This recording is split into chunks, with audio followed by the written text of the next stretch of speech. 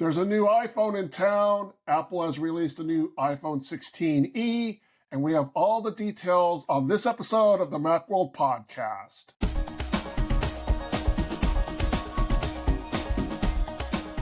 Welcome to the Macworld Podcast. I'm Roman Loyola here with Jason Cross.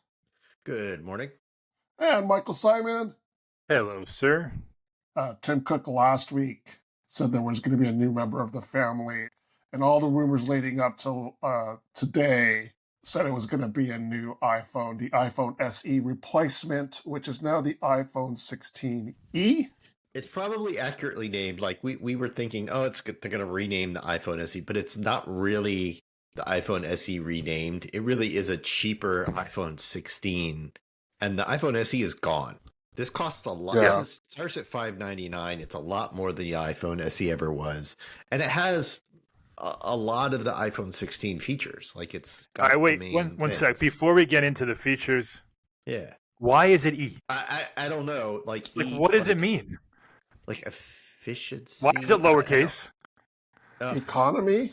Why does it have on the website it has the color, it has the Apple? It's like the economy But model. it's not. I mean, I guess. Compared to the iPhone 16, yeah. Yeah, it's the iPhone 16 economy The E model. has the colors Right. of the Apple Intelligence thing, that rainbow. Just the E, not the whole phone. Just the E, and Well, that's just on their on their site. That's not. Yeah. That's just No, I know, on the but marketing page. That's not. But it gives it like a it's not always Apple written that Intelligence thing on the Yeah. website, and I don't understand what the E means. Maybe efficient, economic. Yeah, it's the economy model. Yeah. Economy. Also, the tagline is "latest iPhone, greatest price," which is interesting because it's not the greatest price ever, but it is the greatest price amongst the 16s. Yeah, I know. And Yeah. I don't know. Listen, we're going to have a lot of good things to say about the phone, but like right off the bat, this is just classic Apple. Apple never does what like it's expected, quote unquote, to do. Particularly with pricing. Like all along, we thought $499, which is a bit of a jump from the iPhone SE. The iPhone SE starts at $429 unlocked, so you assume $529 unlocked for the 16e, which is $100. That's significant, 25-ish%. Okay, and then all of a sudden they're like, no, not doing that. It's $599. iPhone 14's gone. iPhone SE's gone. Nothing starts below $600 now. It's like, well, what? Like, why? What are you doing to us? Yeah, we were wondering, like, how cut rate would it be as a new iPhone SE? Like, well, what are they gonna do if it's gonna have Face ID and the A18? How are they gonna make that a thing? Sure. Then how would you sell the 14? So it really is just they've changed the entire lineup, really. Now. Yeah, and there completely. there's no such thing as a budget phone anymore. There's just a cheaper version of the current model, and they still sell the iPhone 15. That's more. Which is $100 They didn't cut the price of that, which is bizarre. And it has some things worse than this, but some things better. It's a very strange. It's strange that that's still in there, but the 14s are gone. The SE's gone. There is no more iPhone SE. And there's Apple no just more doesn't make a budget phone. They don't make anything. Right, the cheapest phone is $600, which is what it was like 5 years ago. Like we're back where we started, basically. We're back there again. Yep. Yeah. It's not just looking at what it is. It's not necessarily like a bad deal at $600. It's a fine value. Yeah. Yeah, for $200 less than the iPhone 16, you definitely miss some stuff. They made some really interesting choices about what trade-offs to make to not have, but it's kind of an iPhone 16. Like there's a couple major-ish things that it's missing. There's nothing that I would say, oh my God, you shouldn't buy that phone because it doesn't have this. But there are some interesting things that are gone from this model. The big obvious stuff is there's no camera control button. There's no ultra wide camera, which means also no macro photography and no spatial photography or video. Which it should be noted the iPhone 15 doesn't have either. Like the iPhone 16 just got that stuff. Right. This year. Yeah. Yes. But that's compared. This is compared to the iPhone 16. What is the 16e? What do you lack? But it does have the action button, which we were all thinking it wouldn't. And they moved the visual intelligence thing that you have to long press the camera control button for. They put that on the action button, so you will get the visual intelligence thing, which is good.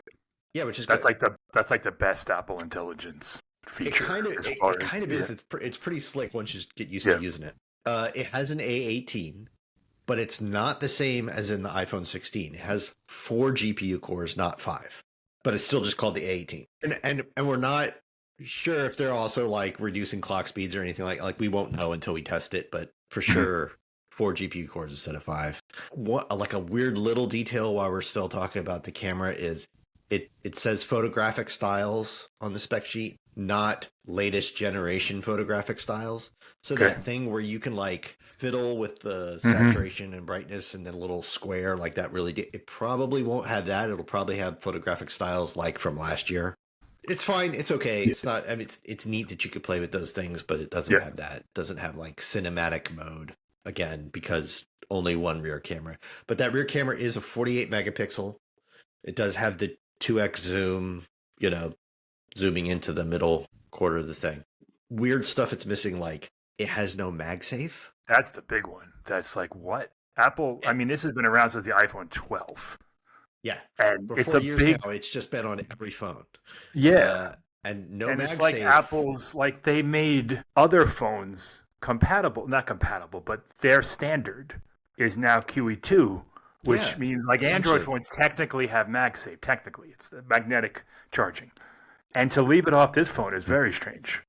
Yeah, so this has Qi charging, just up 7.5 watts, not Qi 2, not MagSafe. And also means like MagSafe accessories won't work. I mean, I'm sure if you slapped on a MagSafe case, nothing's going to happen, but it's not going to magnetically attach. Your accessories aren't going to magnetically attach to it and all that stuff. So yeah, that's a weird one. Also weird, no ultra wideband, which means like if you use an AirTag, it'll locate your AirTags and stuff. But the whole precision finding where it points the arrow which direction to go, you're 10 feet away and walks you to it and stuff, that's not going to work. Yeah. Colors. I mean, there's only black and white. It's just black and white. Yeah, but that's a pretty standard thing. Oh yeah, and we expected this. It's not really cut, but it doesn't have dynamic island. It's the notch instead of dynamic island. Right. So what do you think that means for live activities? They'll still be on the lock screen, but just not on the home screen? Live activities have always, and even with a dynamic island, will appear at the bottom if they're not meant to go up in the dynamic island. Like you see it all the time. Like I had flight info stuff, and it doesn't go up to the dynamic island. It appears down at the bottom. So it'll just work like it does on iPhone 14s and stuff like that, or iPhone 14 Pros and things but you won't get those like sports scores that stay up there and update like up in the island. Like I guess you just won't get that at all. It's really the iPhone's 14's display, basically. It's not as bright. Oh, that was the other thing I forgot. 800 nits max brightness, 1200 with HDR. That's a lot less than the 16. The 16's 1000, 1600 with HDR, and goes up to 2000 if you're bright outdoors, and it has that 1 nit minimum brightness. This doesn't have any of that. This has basically the iPhone 14's display, 800 nits, 1200 peak. Yeah, which is it's a good display. It's good. It's a good display, but it's not that super bright outdoor, that super dim inside. Yeah. Still the same water and dust resistance and those things. Night mode's there. I was so surprised that no MagSafe. Like that's just an Apple thing. It's just there. Yeah, right. It's just always there. I mean, it's on the AirPods case. It's on, like it's a thing that they have. And the no ultra wideband kind of stinks too. Like when you're using the AirTag, and you're just like, all right, it's in this room. I'll make the noise like you just, That would have pushed the price to $629 or $649. Yeah, definitely. I can't imagine MagSafe costs that much. It doesn't really vary from phone to phone. It's a ring of magnet. Like I can't. That's got to be like a couple cents at this point, right? It's a ring of magnets and the and I don't think they're easy to embed in the thing. I don't think it's super cheap. I think it's the manufacturing, and like an antenna. Yeah. And you need like a certain, like it's like a single NFC antenna or something to like identify what the thing is on there. Okay. They want it to be cheaper. I guess. So now Apple no longer has any Touch ID phones in its lineup. So if you're listening to this and you love Touch ID and will never go back, you better go buy some old iPhone SEs to find a place and stock up on those, because And no Apple's small not going phones. back. And no small phones. 6.1 inches is the minimum now. Oh, you should mention that the regular iPhone 16 comes in a plus size and this doesn't. Yeah, Kind of goes without saying, but like that's, it would be weird if this came in a plus size and then it's almost as expensive as the 16, and then what do you do? I don't know. It makes sense that there's just one of these models. They don't want to make a bunch of them, and it's going to stick around for a while. Yeah, well, so that's a question. Will there be a 17E next year? Yeah, good question. Right? Yeah, are they just gonna hang on to this for a while, or did they basically figure out the set of compromises to do where they can just update this every year? There'll be a 17, and then there'll be a 17E that's the same kind of setback version. I kind of hope they do. I kind of hope every year they do this. Yeah, me too. I mean, they're absolutely setting it up for that. Yeah, the name change. This is the first time there's been, since the iPhone 5C, that there's been a numbered phone that's not the 16 or the 16 Pro, the 15 or the 15 Pro. Like, this is clearly Apple's doing something different here. Could the 16E drop to $499 next year? And they sell that's the other thing. If there's a 17E, do they keep the 16E around cheaper? Right. Like they do with the 15, still selling the 15? I mean, it'll still be Apple Intelligence. It'll still have a good processor, years of updates, a modern look, all that stuff. And when does the iPhone E now get the dynamic island? Like, that'll happen at some point too. Yeah, maybe that happens next year. Maybe that's a 17 thing. So, so I do hope that I hope there's yearly updates, because it's always been kind of awful that if you want to buy the quote unquote budget iPhone, if you don't want to spend $800 on an iPhone, then you're kind of on a 3-year cadence. You're like, oh, how old is the new phone I'm buying? Right. And to have it not ever be more than a year old would be good. Yeah, it would absolutely be good. I mean, it's a little bit more, but as we said, like, the value is there. Just the price isn't there. Yeah, depending on how much you value things like the ultra wide camera and macro photography, right? And or the ultra wideband chip, stuff like that.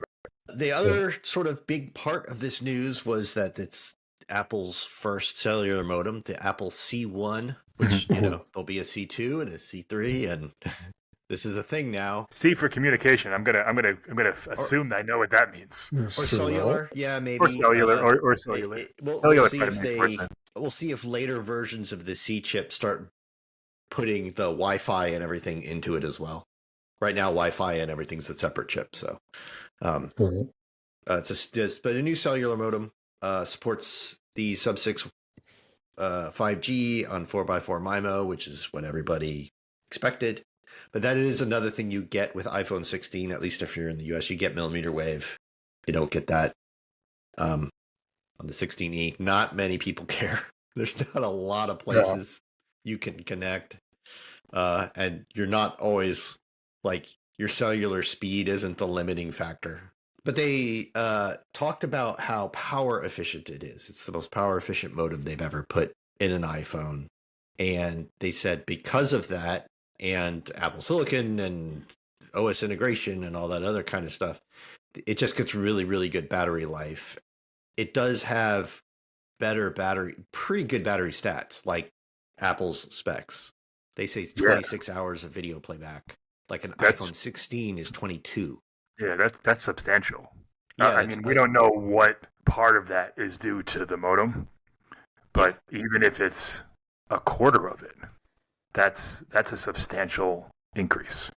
over the Qualcomm one. They say the 16 Pro is 27 hours. So it's, video playback with streaming is 21 hours, 18 on the iPhone 16, 22 on the iPhone 16 Pro. So this is just under the iPhone 16 Pro for battery life, according to Apple. I mean, we should note that we don't know the capacity of the battery. Yep. It could have put a bigger battery in there. Right. It could be a smaller battery, and it's really impressive. Like, we're really not sure. Yeah, it'll be iFixit will do their tear down and tell us all this stuff that we need to know in a week or so. It could be that, one fewer GPU core, and they're downclocking the A18 a little bit, with lower voltage. That could make a big difference. Maybe the display not being as bright is another way they're saving battery. Like, who knows? But still, great battery life, especially compared to like the SEs and stuff. And someone buying a phone like this, like that's going to be the number one thing that they care about, because you're already sacrificing a camera, you're sacrificing performance a little bit, but that if you can deliver, and Apple generally under promises, if you deliver, like 28 to 30 hours of battery life, like that's a weekend for most people. I mean, as a point of comparison, the third gen iPhone SE, they say 15 hours of video playback. This is 26. Yeah, it's crazy. It's almost double. They say, it's almost double. It was streaming 10 hours. This is 21. It's more than double with streaming. If you're coming off an iPhone 13, that was 19 hours of video playback. This is 26, right? So way better battery life than just regular iPhones of a couple years ago.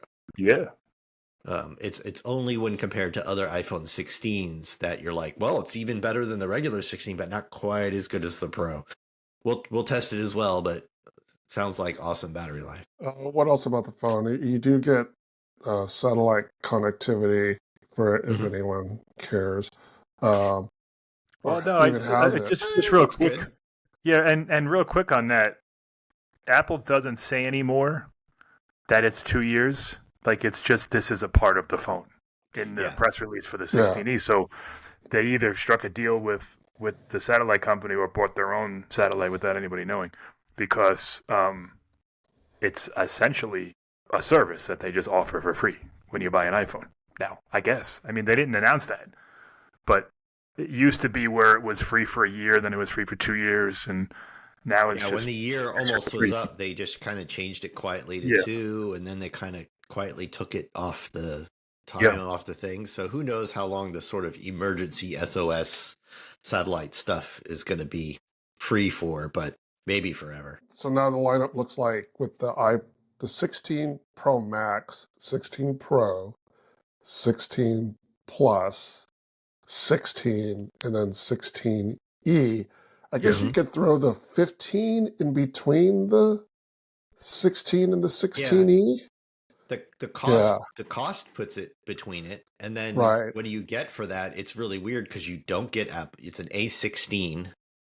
This isn't the 15 Pro, so it's an A16, which probably isn't as fast. There's no Apple Intelligence. There's still no camera control button. You do get Dynamic Island, and you do get MagSafe, and you get a slightly better display, like brighter, but you don't get any Apple Intelligence or any of those features. That's the big thing. My big question mark here is Apple's obviously switching all of its stuff to Apple Intelligence. Now, there's only 2 models amongst iPads, iPhones, and Macs that don't have it, and that's the iPhone 15, which is clearly sticking around for another 6 months. It makes no sense. And the 10th gen iPad, which is probably going to get an update within the next month or two. Yeah. So the iPhone 15 will just stand out like a sore thumb. It doesn't make any sense why they're keeping it around at a higher price. I could see if they cut it to $499. Okay, it's a super cheap option. It's still $599. I don't get it. Yeah, it doesn't have more storage or anything. Or $699. It's got the ultra wide camera and like all right. So you can do like spatial photos. But so does the iPhone. I mean, the iPhone 16 has that. If for $200 more, you can $100 more. Yeah, right? No, so I get it. It's just kind of weird that it's kind of weird to leave it around. It is. I mean, it'll obviously be gone in September. Like that will be just disappear from the lineup. Maybe the 16E becomes cheaper. Maybe there's a 17E. I don't know. That all remains to be seen. They might keep this on a February, March update cycle. Yep. So it kind of juices the lineup midway through. For now, that iPhone 15 is just it's a bad purchase for someone. It doesn't seem like a good deal. It seems like the things you get and the things you lose. For the things you give up, just either save $100 or spend the 100 more and get a regular 16. It just doesn't seem like you're making a good set of trade-offs there. Yeah, kind of an odd duck in the lineup. I mean, it is, and Apple does this often, where they leave something around confusingly, whether it's a MacBook or remember that Intel Mac Mini that stuck around for way too long. Like they do this.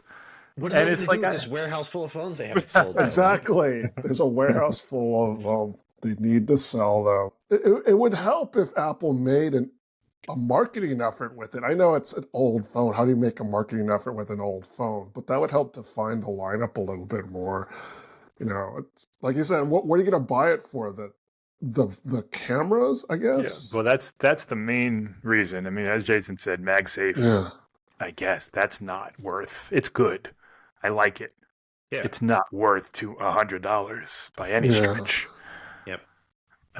It's cameras. It's cameras. Yeah, the cameras. Yeah. The camera's the big thing. It doesn't even have macro. Macro debuted on the 16. Right. So you don't even get that. Yeah, you used to have the Pro for macro. So yeah, it doesn't have that. Millimeter wave, I guess. Battery life's not better. It's not lighter. I mean, the colors there's more colors of the 15, so there's that. But it's got millimeter wave. It's got millimeter wave. Which I there's one spot in like a park in Hartford near me that has millimeter wave, and that's it. It's like within like a 5-foot radius. If I'm right there, I can use it. I don't remember where it was. Somewhere downtown where I saw the little thing pop up on my thing, and then weirdly. In the back of this one grocery store I was in. Like, I don't know. I don't know why. Usually grocery stores are terrible for connectivity. Yeah. Because they're just so big. There's all the shelves, there's all this stuff. And you're like way back deep into the building. And it was bad. And then all of a sudden I was like on ultra wide millimeter wave and it was fast as all get out. And I'm sitting there next to the yogurt. And I ran a speed test because I'm like, I've got to know what this is. And it was like more than a gig and a half a second. I'm like, oh, good. I'm in the grocery store. None of this has ever changed the way I've used my phone. Right. Ever. Right. Millimeter wave is awesome, but it's like connecting to Wi-Fi. It's, back when this stuff launched, Verizon and all the carriers, they had this big marketing push. They would invite journalists out to test it and where it was. And like it never ever materialized. Like it's just not never going to be a thing because big deal. It requires too many towers too close together. Yeah, it's just never to the point where the places you would expect it to be really busy downtown areas and stadiums and stuff like that. Stadiums is the big one. They just decided like, well, we'll just do Wi-Fi. Like It's way cheaper. Every phone has like Wi-Fi calling now and stuff. We'll just make Wi-Fi, make your phone automatically connect to your cellular provider's Wi-Fi thing or whatever. It's just Yeah, it doesn't like Apple could leave millimeter wave off of the iPhone 17, and I don't think people would care. Most people wouldn't. I wouldn't. Yeah. What's much more important to me, and I think most people, and this is what we're going to need to see with this new C1 modem, is sort of reliability. Mm-hmm. Is it connecting where all the Qualcomm modems were connecting? Do you have a good stable connection? Mm-hmm. Is it not dropping? And it's going to be so anecdotal. It's going to be really hard to know what's true. Right. Every time anyone gets a dropped call, they're going to be, it's this damn new Apple modem. Yeah. Well, maybe not. So getting the specs on that, the stats, the real information on that's going to be tricky. So as much as we just spent a couple minutes, talking about how bad 5G is, if I switch to LTE, it's like unusable now. So like Apple this modem has to stay connected to 5G. Yeah, sub-6 5G is good. Yeah, it is. It's just the millimeter wave that's just the overblown hype. Right. Listen, I'm sure Apple tested this thing like crazy, and that testing room that Steve Jobs showed us back when the iPhone 4 wouldn't connect. Yeah. I'm sure they have an even better one. But yeah, that's like the number one question I think is about this new phone is the CM1 modem good enough? I mean, it could be as efficient as Apple wants it to be. If it doesn't connect, no one's going to care. I mean, honestly, if we don't know if this battery life boost is, like we said, the modem or a dozen other things working together. But if it's the modem, I would rather my iPhone 17 Pro or whatever have this modem with better battery life than whatever the Qualcomm one is with millimeter wave. I care more about battery life than I do millimeter wave. 1,000,000%. A million percent, right? And I don't think there's anywhere in the U.S. where it matters that much. No, there'll be a C2 with millimeter wave support at some point, but maybe not by this year. But yeah, give me battery life any day. Yep, great. Assuming, like we said, this is a good modem that's reliable and connects well and all that stuff. So one more thing about with the discontinuation of the iPhone SE, there are no longer any more Lightning phones in the lineup. Right. Everything's USB-C now. No LCDs either. It's all OLED. So there are no Lightning products at all, right? That's it. We're done. The Mac accessories were updated last year. The iPads are all USB-C. Yeah, that's USB-C. That's it, right? Yeah. I think you're right. I think there's nothing. I'm sure if when we pour through it, we'll find the one. One thing. I mean, they still sell some Apple Pencil with it. Oh, that's a good Lightning point. port. But in terms of the first Apple Pencil has a port. Yep. Yeah.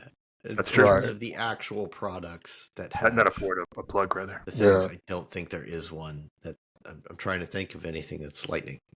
Yeah, well, this was certainly the big one that we were waiting to switch over, and the iPhone 14 was also Lightning, so they're both gone. So figure out what to do with those Lightning cables you have sitting around.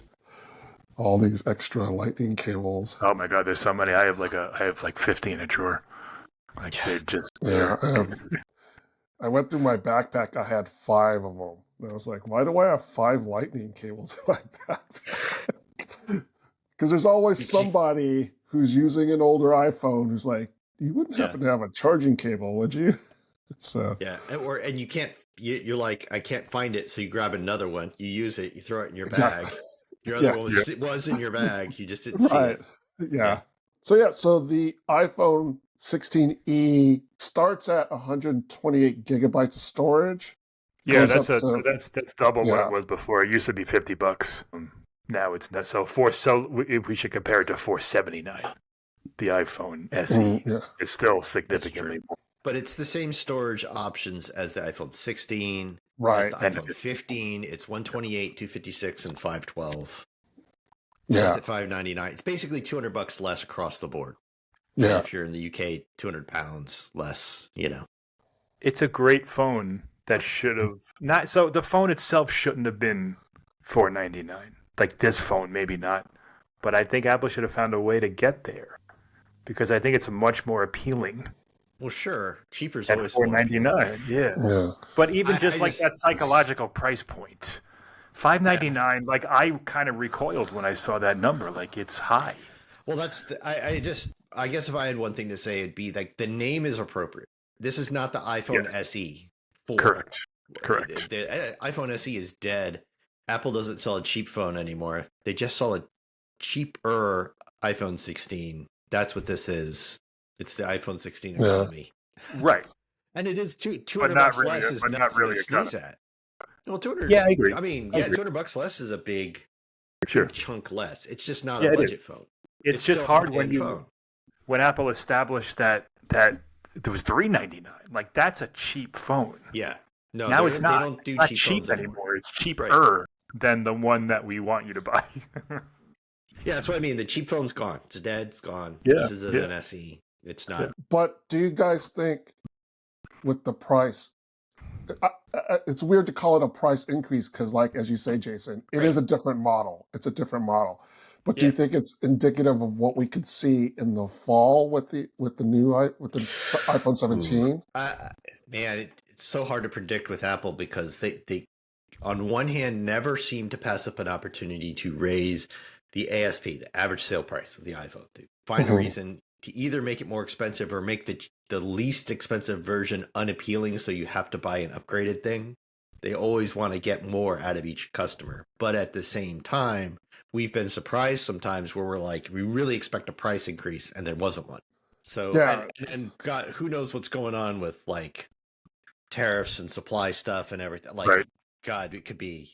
So I would not want to predict pricing on iPhone 17 at this point. Yeah, I mean, Apple's going to do whatever it can to keep it status quo because, any price increase. And they're doing weird stuff like the Air. Like, are they going to price that more? Are they going to price that less because it's going to have less features except being super thin? Like, iPhone 17 is going to just be so weird this fall. Yeah, weird in a good way. They're doing new stuff. I'm glad. It's boring when it's just the same thing every year, and the only exciting stuff is in the software. Like, the price increase. Like I said, I hesitate to call it an increase, but the higher price didn't surprise me. I think it's steep, but it didn't surprise me. It did a little bit. I mean, I was a little surprised. I thought $529. I didn't expect to see $599. Maybe $540. Yeah. Even though we're kind of splitting hairs there, and it also gives Apple room to lower the price next year. Right. If assuming it goes that route, which I think it will. Yeah, I had been like starting the middle of last year. I had expected to see Apple prices go up a bit, and then like the fall came in, the 16 phones came out, and then the new Macs came out, and the prices weren't really affected that much, and I was surprised at that.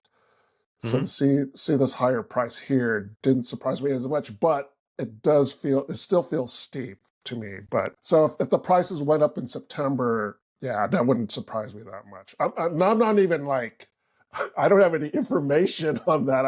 It's just a feeling, you know what I mean? Because prices are going up for everything, like my eggs are more expensive now. Yeah, I mean, there's a lot of time between now and then. So a lot of things can change. A lot of stuff can happen. So we've got a whole 7 months of that to wait and see. Well, that does it for this episode of the Macworld Podcast, episode 922. Thanks to Jason Cross. Thank you. Thanks to Michael Simon. Thank you, sir. And thanks to you, the audience. Thank you for tuning in. You can subscribe to the Macworld Podcast in the podcast app, on Spotify, on YouTube at the Macworld Podcast channel, or through any other podcast app. Do you have any comments or questions? Send us an email at podcast@macworld.com or contact us through Blue Sky, Facebook, or Threads. Just search for Macworld and look for the blue mouse logo. Join us in the next episode of the Macworld Podcast as we talk about the latest in the world of Apple. See you next time.